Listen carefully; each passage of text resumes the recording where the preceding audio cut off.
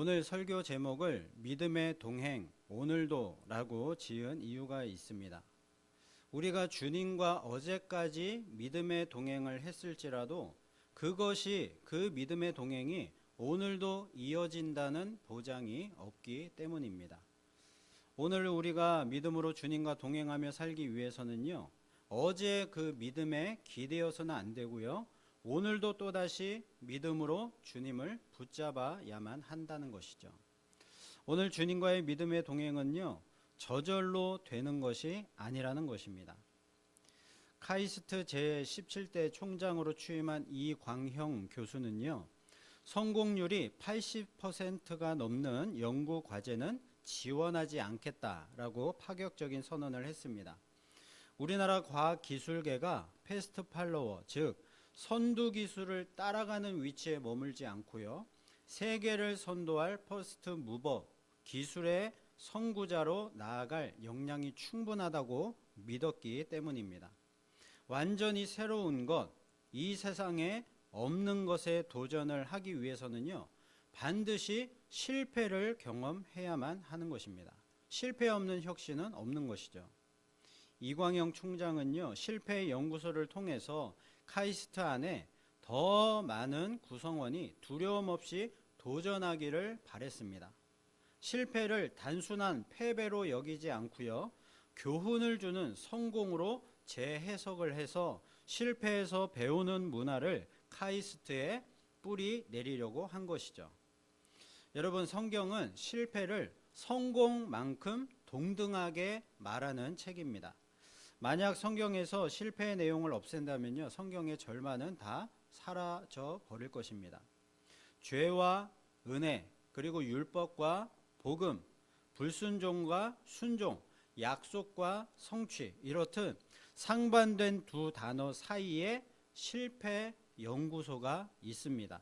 그 연구소에는요, 실패를 단순한 패배로 간주하지 않고 교훈으로 재해석한 수많은 사람들이 있습니다. 우리는 그런 사람들을요, 세상이 감당하지 못하는 믿음의 사람들이라고 부르는 것이죠. 오늘 본문에는 히스기야의 실패와 회복이 기록되어 있습니다. 히스기야는 죽을 병에 걸렸을 때 하나님께 눈물로 호소하며 기도했고요, 하나님은 그의 기도에 응답하셔서 그 병을 고쳐 주셨습니다.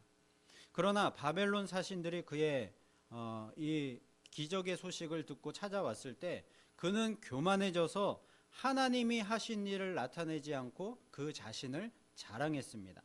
그 죄로 인해서 하나님은요, 예루살렘이 바벨론에게 멸망할 것이다 라는 심판을 예언하셨습니다.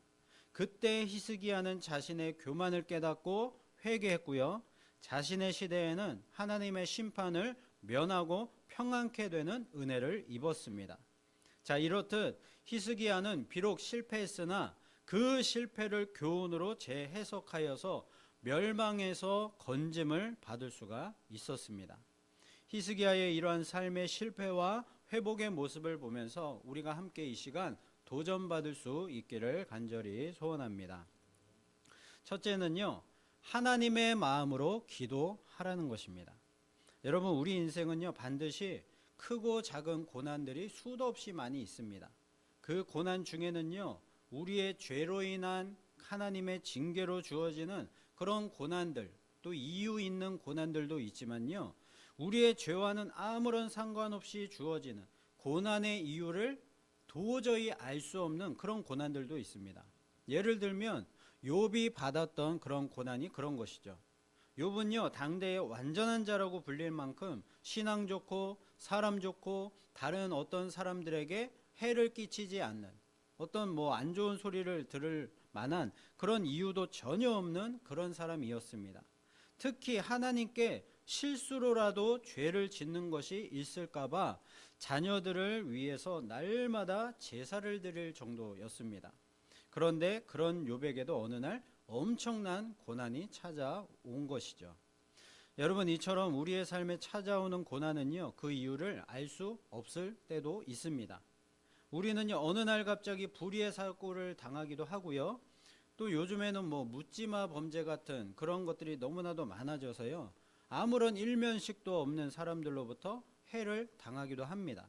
그리고 수많은 전쟁과 수많은 자연재해들, 지진과 홍수와 화산 폭발과 태풍 이런 것들 때문에 큰 피해를 입기도 하는 것이죠. 히스기야가 갑자기 죽을 병에 걸린 것도 마찬가지였습니다. 히스기야가 죄를 짓거나 자신의 어떤 건강 관리를 잘 못해서 병에 걸린 것이 아니었습니다. 히스기야가 병에 걸린 것은요, 그가 죽기 15년 전이었는데요, 그의 나이 39세였습니다. 하나님은 이사야를 그에게 보내서 히스기야, 네가 이제 죽을 병에 걸려서 죽게 되었으니까 집을 정리하라 라는 그 사망 통보를 전하셨습니다. 그때 히스기야의 아들 므낫세는 겨우 8살이었고요.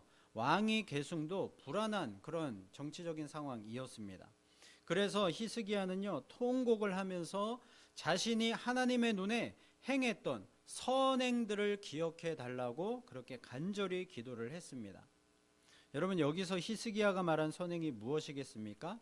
히스기야가 왕이 된 이후부터 하나님을 위해서 그 신앙개혁 운동을 했던 그 일들을 말하는 것입니다.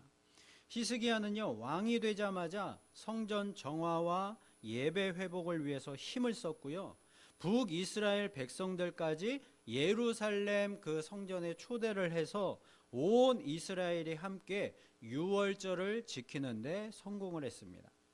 히스기야가 지금 자신의 병치유를 위해서 기도하는 것은요, 단순히 그냥 자신이 오래 살아남아서 그런 어떤 자신의 그런 잘 먹고 잘 사는 그런 어떤 평안을 누리고자 함이 아니었습니다. 자신이 행한 신앙 개혁이 이제 더욱 큰 성과를 내고요, 열매를 맺어서 나라가 하나님의 큰 복을 받아 누리고 하나님께 결과적으로는 영광을 돌리기 위해서 이러한 기도를 드렸던 것이죠. 하나님은요, 그 기도에 응답을 하셨고요, 히스기야를 15년 더 살 수 있도록 그 생명을 연장시켜 주셨습니다. 자, 그리고 그 증표를 요구하는 히스기야에게 해식의 그림자가 10도 물러가게 하는 이적도 보여주셨습니다. 자, 여러분, 하나님께서 히스기야의 기도에 왜 이렇게 선하게 응답을 하셨다라고 생각을 하십니까? 히스기야는요, 하나님이 어떤 기도에 응답을 하시는가, 그런 하나님이신지를 분명히 알고 있었고요, 그 하나님께 믿음으로 기도를 했기 때문에 이러한 응답의 역사가 있었던 것입니다. 그러니까 히스기야가 믿는 하나님은요, 내 정욕으로 쓰려고 기도하는 자의 기도는 듣지 않으시고요, 오직 하나님의 영광, 하나님의 그 뜻을 위해서 기도하는 자의 기도는 들어주시는 분이셨던 것입니다. 강남순 교수라는 분이요, 모든 존재는 행복할 권리가 있다라는 책을 쓰셨는데, 그 책에 나오는 내용 일부분을 제가 읽어드리겠습니다. 그런 신은 존재하지 않는다. 경기에서 이기게 해달라 기도하면 이기게 해주는 신, 열심히 기도하고 충성하면 물질적 축복을 내려주는 신, 전쟁에서 이기게 해달라고 기도하면 들어주는 신, 특정한 곳에 투자하라고 기도 중에 알려주는 신, 부자들을 축복하고 가난한 자들을 방기하는 신, 그런 신은 존재하지 않는다. 여러분, 왜 이런 하나님이 존재하지 않는 것일까요? 하나님은 절대로 능력이 부족한 분이 아니십니다. 그럼에도 불구하고 성도들이 달라는 대로 주시지 않는 이유는 무엇일까요?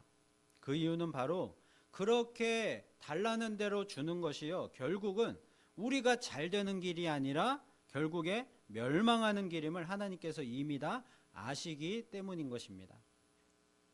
하나님께서 히스기야의 병을 고쳐달라는 기도에 응답을 하신 이유는요, 그것이 바로 유다를 살리고 많은 백성들을 살리고 많은 신앙의 열매를 맺게 하고 결국은 하나님께 그 모든 일들을 통해서 기쁨과 영광이 되기 때문이었습니다. 히브리서 11장 6절에 우리가 잘 아는 말씀이 있죠. 함께 우리 믿음으로 고백해 보도록 하겠습니다. 믿음이 없이는 하나님을 기쁘시게 하지 못하나니 하나님께 나아가는 자는 반드시 그가 계신 것과 또한 그가 자기를 찾는 자들에게 상 주시는 이심을 믿어야 할지니라. 아멘.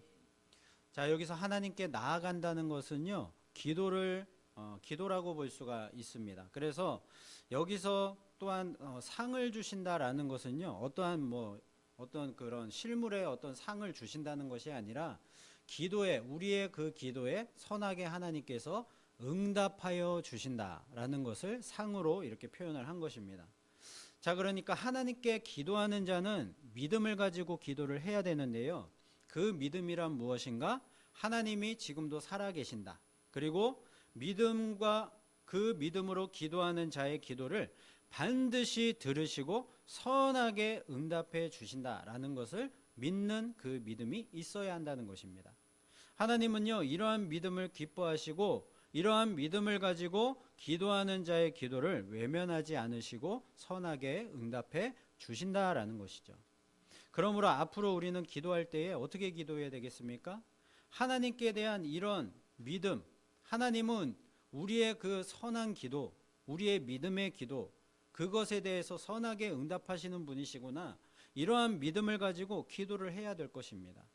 무조건 우리의 소원과 간구를 그냥 다 쏟아내듯이 그렇게 다 쏟아내서 그 중에 어떤 하나님께서 들어주시겠지, 이러한 막연한 어떤 기대로 기도하는 것이 아니라 우리의 그 믿음을 기뻐하시는 하나님, 우리가 하나님을 아는 만큼 또 하나님을 믿는 만큼 응답해 주시는 그 하나님의 마음을 먼저 우리가 생각을 해보고요.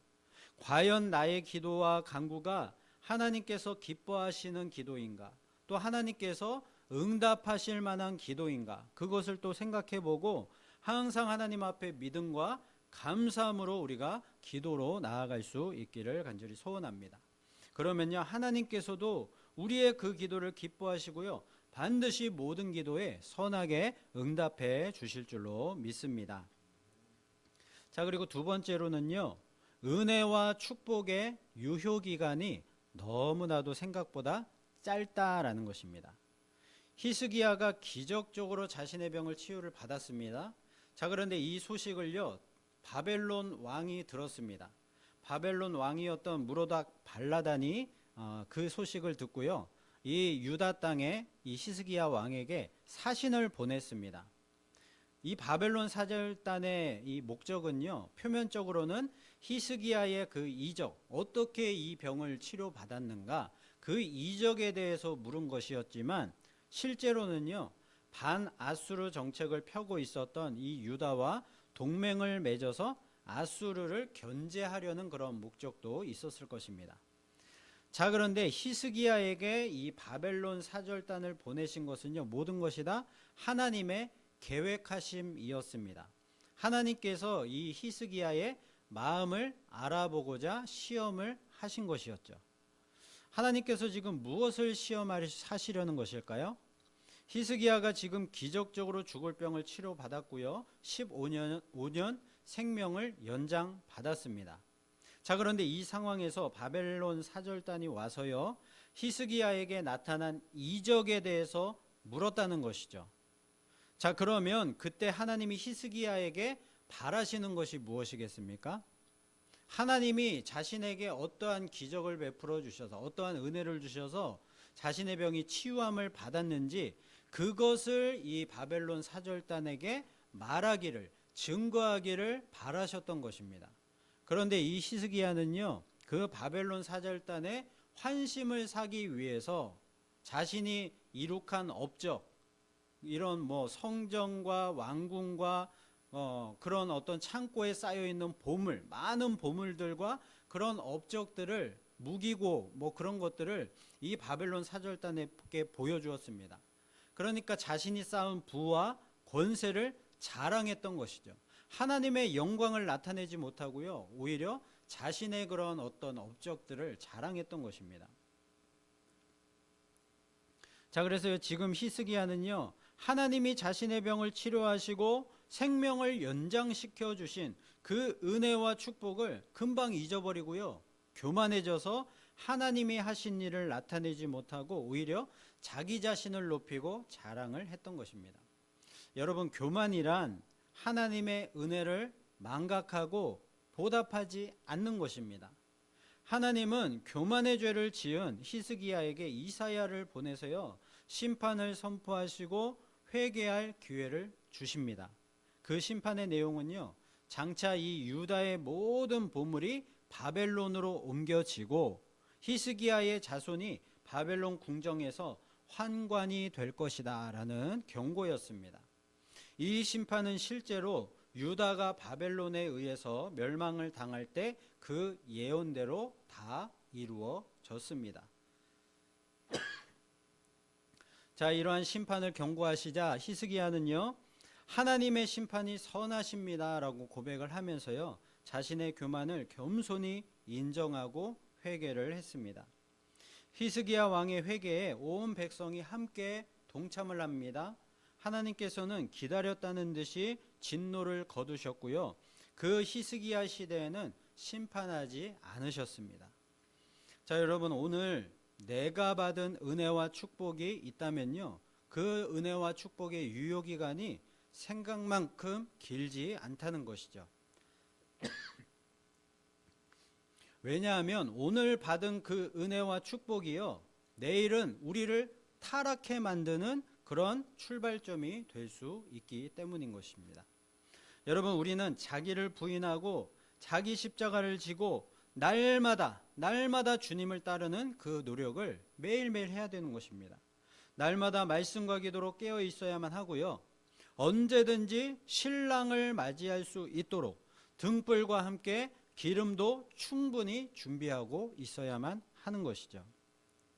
우리 인생은요, 끊임없는 영적 싸움이기 때문에 한순간도 방심하면 안 되는 것입니다. 지금 우리의 삶은 구원의 서정에서 성화의 삶을 살고 있다고 했습니다. 육체의 성화는요, 우리가 나중에 부활할 때 완성이 되는 것이고요, 영혼의 성화는 우리가 죽을 때 완성이 되는 것입니다. 그러므로 우리는 우리의 숨이 끊어지는 그 순간까지 항상 두렵고 떨림으로 우리의 구원을 이루어 가야만 하는 것입니다. 항상 우리의 삶 가운데 큰 승리 후에는요, 더 큰 대적과의 진짜 싸움이 기다리고 있다, 진짜 싸움이 시작된다라는 그 사실을 잊지 말아야 하는 것입니다. 사탄 마귀는요, 쉬지 않고 우는 사자처럼 두루다니며 삼킬 성도들을 찾고 있습니다. 특히 큰 승리 후에 그 승리에 도취되어서 하나님의 은혜와 축복으로 인해서 방심하고 있는 성도들 노리고 있는 것이죠. 그러므로 우리는 평안하고 형통할수록 더 조심하고 더 겸손해야 하는 것입니다.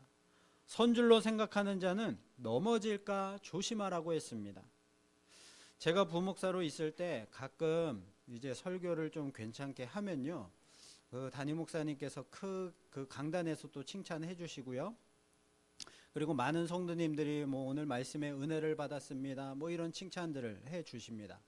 그런데 그런 칭찬을 제가 들었을 때 그런 칭찬을 더 잘하라고, 앞으로 더 잘하라는 그런 어떤 권면으로 겸손히 듣고 그렇게 해야 되는데 그러지를 못하고요, 순간적으로 마음이 우쭐해지고요, 그리고 어깨가 이만큼 올라가서 제가 뭐라도 된 것처럼 그렇게 의기양양해지고 교만해집니다.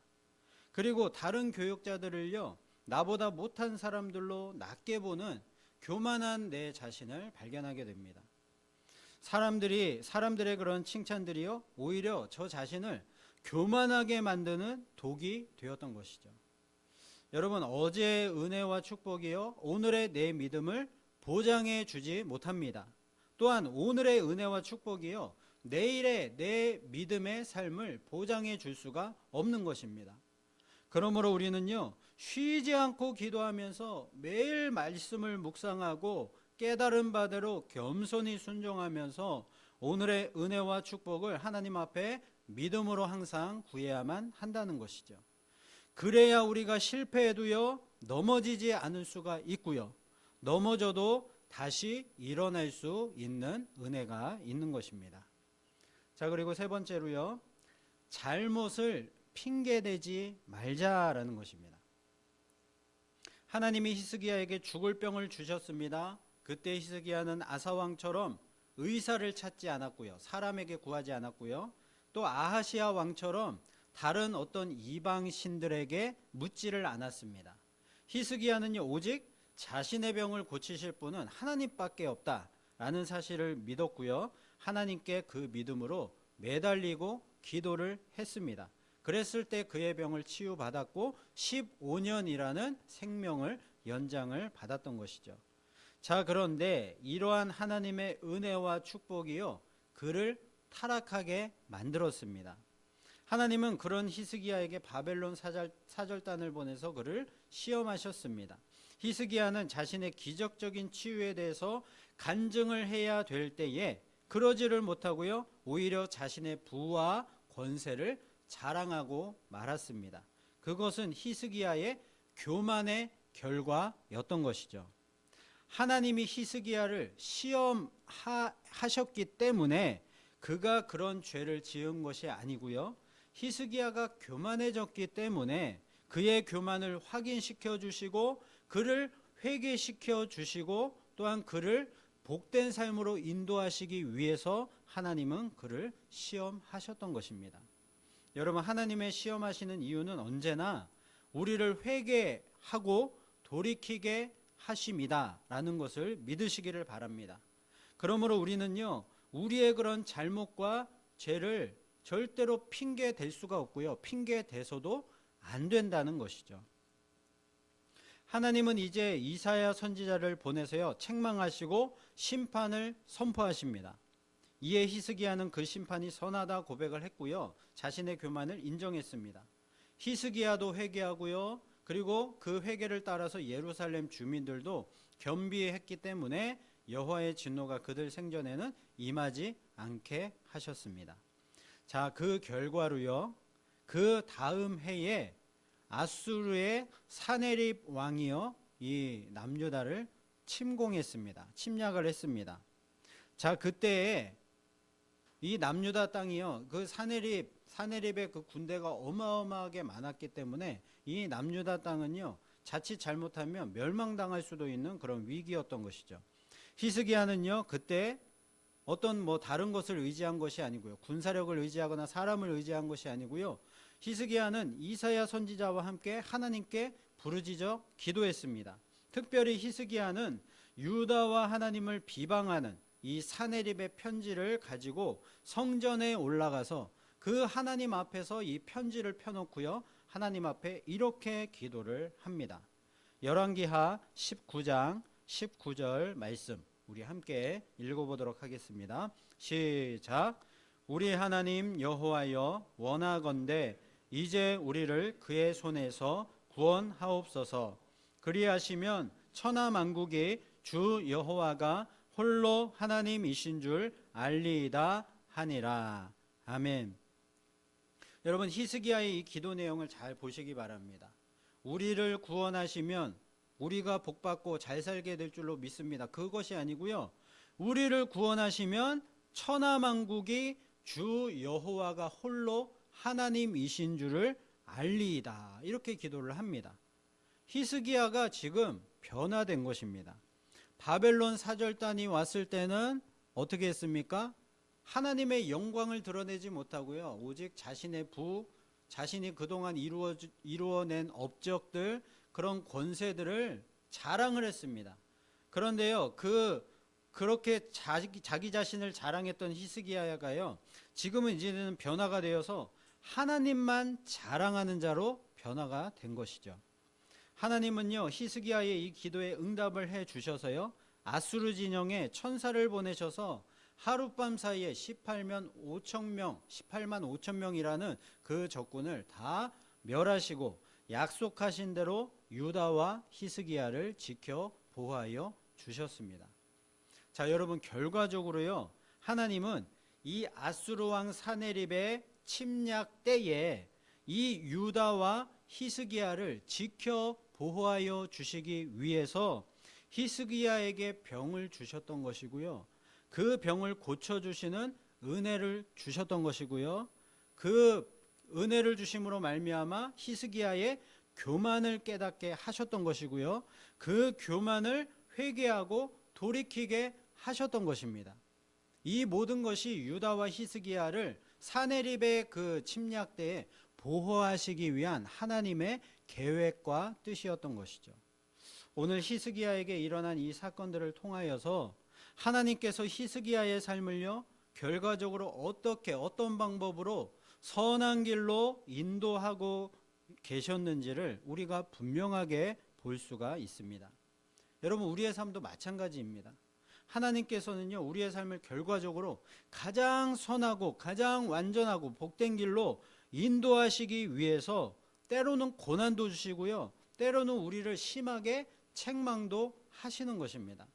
그러므로 여러분, 우리의 잘못이 드러났을 때 절대로 하나님 앞에 불평불만하거나 핑계대지 말아야 한다는 것이죠. 하나님 앞에서 핑계를 대봐야 아무 소용이 없습니다.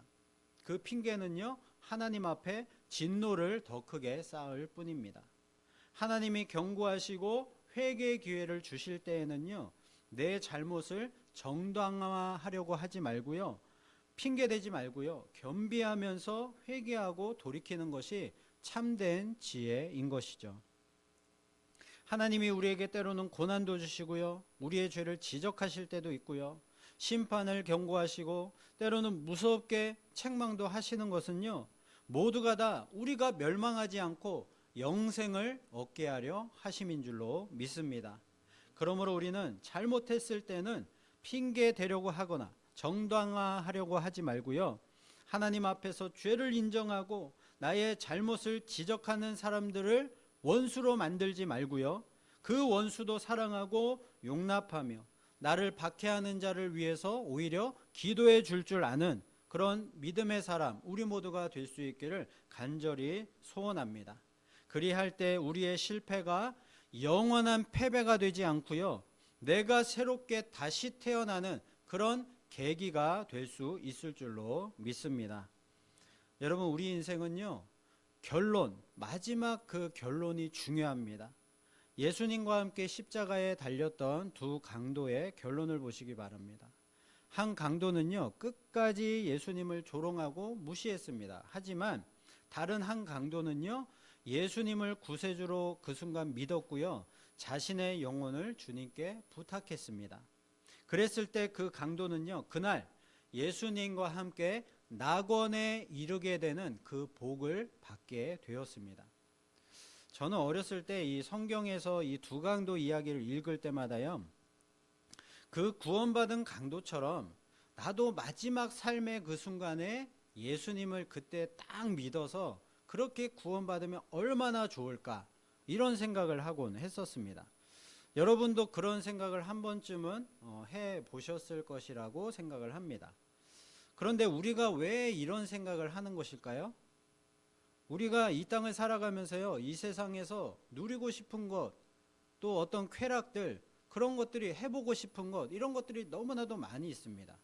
그런데 우리가 예수님을 믿으면요, 그런 것들이 죄가 될 수 있기 때문에 예수님을 믿으면 그런 것들을 할 수가 없으니까 우리의 생각에요, 그런 것들을 다 누리며 살다가 마지막 그 순간에, 그 구원받은 강도처럼 마지막 순간에 예수님을 믿고 천국 가기를 원하는 것이죠.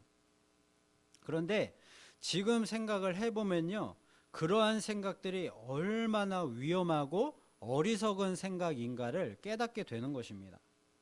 우리가 믿음을 갖는 것은요, 우리의 의지대로, 마음대로 그 마지막에 하나님을 내가 믿겠다, 예수님을 믿겠다라고 해서 그 마음대로 믿어지는 것이 아니기 때문인 것이죠.